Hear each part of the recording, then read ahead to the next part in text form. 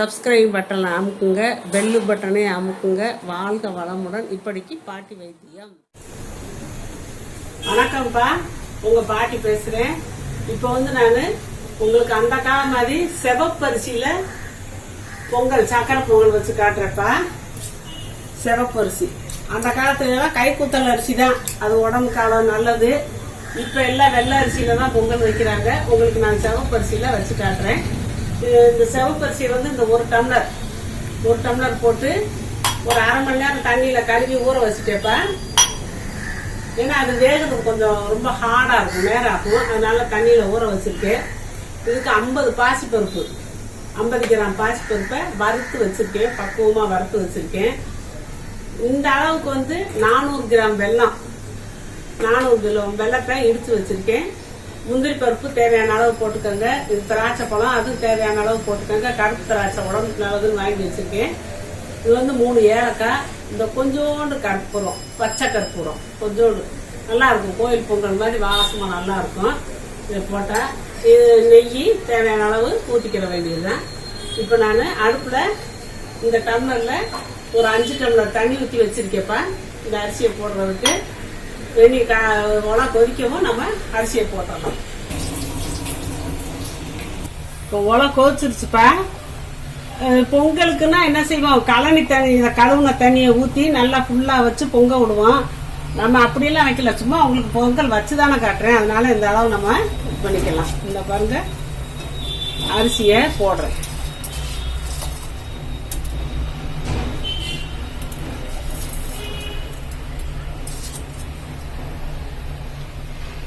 குக்கரில் கூட வைக்கலாம், ஈஸியாக முடிஞ்சிடும். அளவாக தண்ணி வச்சு குக்கரில் வைக்கலாம். இருந்தாலும் நம்ம பொங்கல், சக்கரை பொங்கல்னு வச்சுறப்ப இந்த பொங்கல் பாத்திரத்துல வச்சு காட்டிடுவோம் தான் இப்போ வச்சு காட்டுறேன்.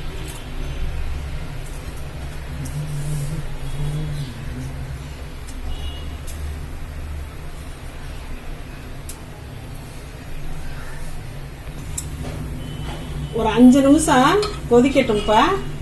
அப்புறமேல் நம்ம பாசிப்பருப்பை போடுவோம். இப்போ லைட்டாக அடுப்பை சிம்மில் வச்சுட்டாப்பா போட்டிருக்கேன். இந்த கோச்சிக்கிட்டே இருக்கு. 5 நிமிஷம் ஆயிடுச்சு. இப்போ எந்த லெவலில் இருக்குன்னு பார்ப்போம். பாதி வெந்திருக்கு. நீங்கள் எல்லாம் குக்கர்லேயே வச்சுருங்க. நான் உங்களுக்கு இதில் காட்டன் மாரி தான் காட்டினேன். குக்கரில் வச்சா சீக்கிரமாக ஆயிடும். இப்போ நான் இந்த பாசி பருப்பை போட்டுறேன். பாதி வந்திருக்கு.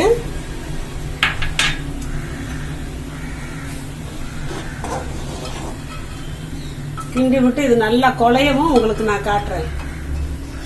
இந்த அரிசி அப்படிதான் பூரா தனித்தனியாக தான் நிற்கும். நல்லா குழைவா வேகணும். நான் குழஞ்ச பிறகு உங்களுக்கு காட்டுறேன்ப்பா.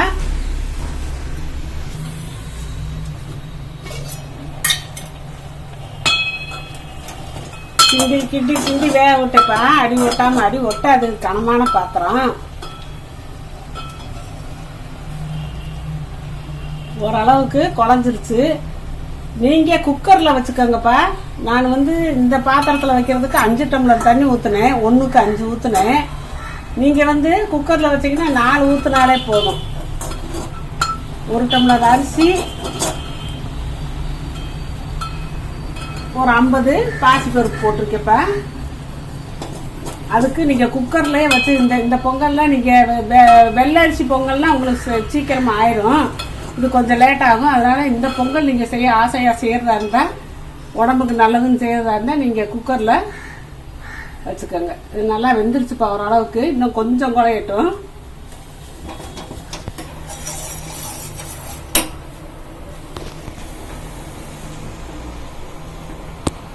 இந்த டம்ளரில் அரை டம்ளருக்கும் கம்மியாக இந்த இவ்வளவு தண்ணி ஊற்றி அந்த வெல்லத்தை கரைச்சிட்டேப்பேன்.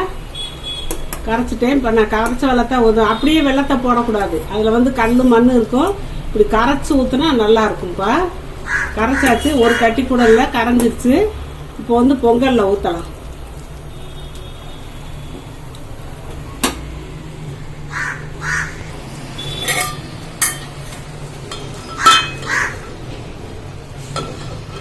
நல்லா குழைவா வந்துருச்சு.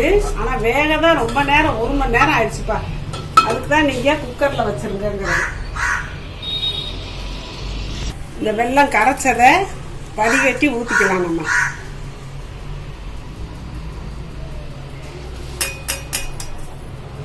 ஏதோ உள்ள 1 2 இருக்குது பார்த்தீங்களா, அதனால நம்ம வடிகட்டிக்கிறது.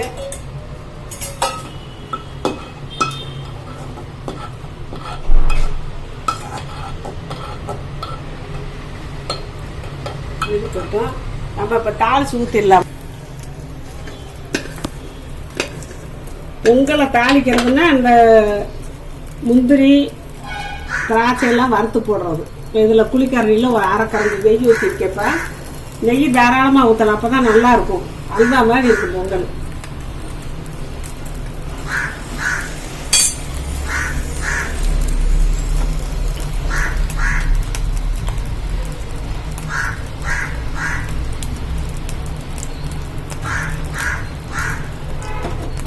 நெய் உருகிருச்சு. இப்போ முந்திரி பருப்பை போட்டுக்கலாம்.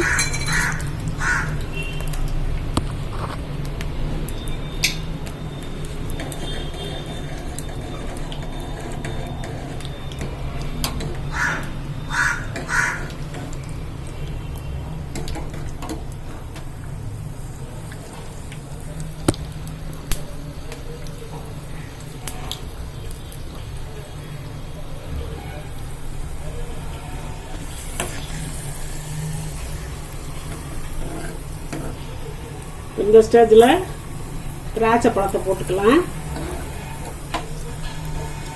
அடுப்பை அமர்த்தி கூட விட்டுறலாம்ப்பா. திராட்சை நல்லா உப்பி வந்துருச்சா, இப்போ போட்டுடலாம்.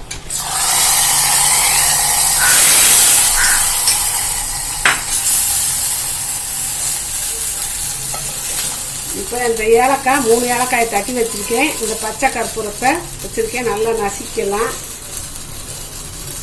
நசுக்கி போட்டாச்சு.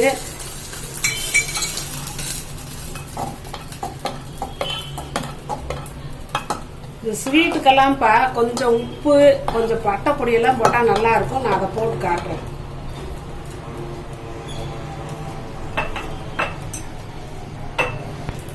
இந்த 1 சிட்டிகை உப்புப்பா, இந்த அதே 1 சிட்டிகை பட்டைப்பொடி. ஜம்முன்னு இருக்கும்பா வாசம் சாப்பிடும்போது. இப்போ வந்து தண்ணியாக இருக்கிற பார்த்தே இருக்கும். ஆற வச்சோம்னா கெட்டியாயிரும். நான் ஒரு பாத்திரத்தில் போட்டுறேன். ஆறின பிறகு உங்களுக்கு காட்டுறேன் கெட்டியாக இருக்கிறத.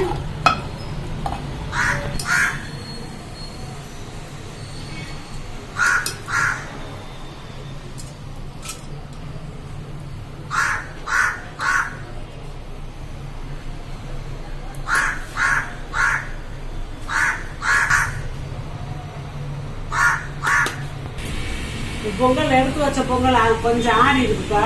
சூடு இருக்கு, இருந்தாலும் ஆறி இருக்கு. அப்போ கொஞ்சம் தண்ணியா இருக்குன்னு நினச்சிக்கல, அப்படியெல்லாம் இருக்காது. கெட்டியாயிடும் ஆறினோன்னு. நீங்கள் வந்து இதை வந்து நான் சட்டியில் வச்ச ட்ரை பண்ண மாதிரி நீங்கள் பண்ணாதீங்க. ரொம்ப நேரம் ஆகுது. இது வந்து வேகிறதுக்கு வந்து ரொம்ப நேரம் ஆகுது. நீங்கள் குக்கரில் இந்த மாதிரி பொங்கல் வச்சு சாப்பிடுங்க. ரொம்ப சத்தான பொங்கல். அதனால இதில் நீங்கள் குக்கர்லேயே வச்சு சாப்பிடுங்கப்பா. சூப்பராக இருக்கும். இதை இப்போ பாருங்கள், அதை எடுத்து காட்டுறேன். அல்வா மாதிரி இருக்குப்பா பொங்கல்.